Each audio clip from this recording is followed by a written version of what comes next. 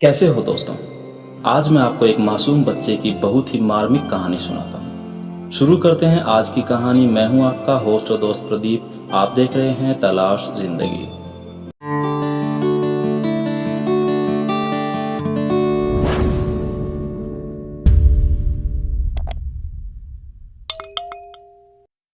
आठ साल का एक बच्चा 1 रुपए का सिक्का मुट्ठी में लेकर एक दुकान पर जाकर पूछने लगा, क्या आपकी दुकान में ईश्वर मिलेंगे?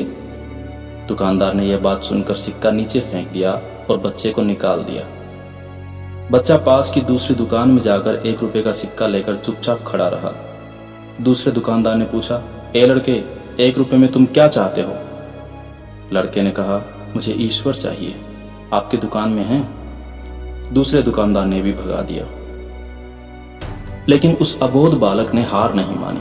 एक दुकान से दूसरी दुकान, दूसरी से तीसरी, ऐसा करते करते कुल 40 दुकानों के चक्कर काटने के बाद एक बूढ़े दुकानदार के पास पहुंचा। उस बूढ़े दुकानदार ने पूछा, तुम ईश्वर को क्यों खरीदना चाहते हो? क्या करोगे ईश्वर लेकर? पहली बार एक दुकानदार के मुंह से यह प्रश्न सुनकर बच्चे के चेहरे पर आशा की किरणें लहराई। बच्चे ने बड़े उत्साह से उत्तर दिया, इस दुनिया में माँ के अलावा मेरा और कोई नहीं है। मेरी माँ दिन भर काम करके मेरे लिए खाना लाती है। मेरी माँ अब अस्पताल में है। अगर मेरी माँ मर गई तो मुझे कौन खिलाएगा? डॉक्टर ने कहा है कि अब सिर्फ ईश्वर ही तुम्हारी माँ को बचा सकते हैं। क्या आपकी दुकान में ईश्वर मिलेंगे? दुकानदार ने कहा, हाँ मिलेंगे। कितने पैसे हैं तुम्हारे पास? बच्चे ने कहा, सिर्फ 1 रुपया। दुकानदार ने कहा, कोई दिक्कत नहीं है, 1 रुपए में ही ईश्वर मिल सकते हैं। दुकानदार बच्चे के हाथ से 1 रुपया लेकर सोचने लगे कि 1 रुपए में क्या आ सकता है। एक गिलास पानी के अलावा बेचने के लिए और कुछ भी नहीं है। इसलिए उस बच्चे को फिल्टर से 1 गिलास पानी भर कर दिया और कहा, यह पानी पिलाने से ही तुम्हारी माँ ठीक हो जाएगी।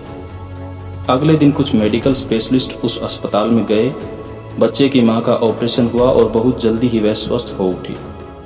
डिस्चार्ज के कागज पर अस्पताल का बिल देखकर उस महिला के होश उड़ गए। डॉक्टर ने उन्हें आश्वासन देकर कहा, टेंशन की कोई बात नहीं है, एक वृद्ध सज्जन ने आपके सारे बिल चुका दिए हैं, साथ में एक चिट्ठी भी दी है। महिला चिट्ठी खोलकर पढ़ने लगी। उसमें लिखा था, मुझे धन्यवाद देने की कोई आवश्यकता नहीं है, आपको तो स्वयं ईश्वर ने ही बचाया है। मैं तो सिर्फ एक जरिया हूँ। यदि आप धन्यवाद देना ही चाहती हैं तो अपने अबोध बच्चे को दीजिए, जो सिर्फ 1 रुपया लेकर नासमझों की तरह ईश्वर को ढूंढने निकल पड़ा। उसके मन में यह दृढ़ विश्वास था कि एकमात्र ईश्वर ही आपको बचा सकते हैं। विश्वास इसी को कहते हैं। ईश्वर को ढूंढने के लिए करोड़ों रुपए दान करने की जरूरत नहीं होती। यदि मन में अटूट विश्वास हो तो वे 1 रुपए में भी मिल सकते हैं। आइए इस महामारी से बचने के लिए हम सभी मन से ईश्वर को ढूंढें और जरूरतमंदों को उनके ईश्वर की तरफ से कुछ सहायता प्रदान करें। कैसी लगी आपको कहानी? कमेंट सेक्शन में लिखकर बताएं। इस वीडियो में इतना ही, फिर मिलेंगे कुछ और अच्छी बातों के साथ। देखते रहिए तलाश जिंदगी।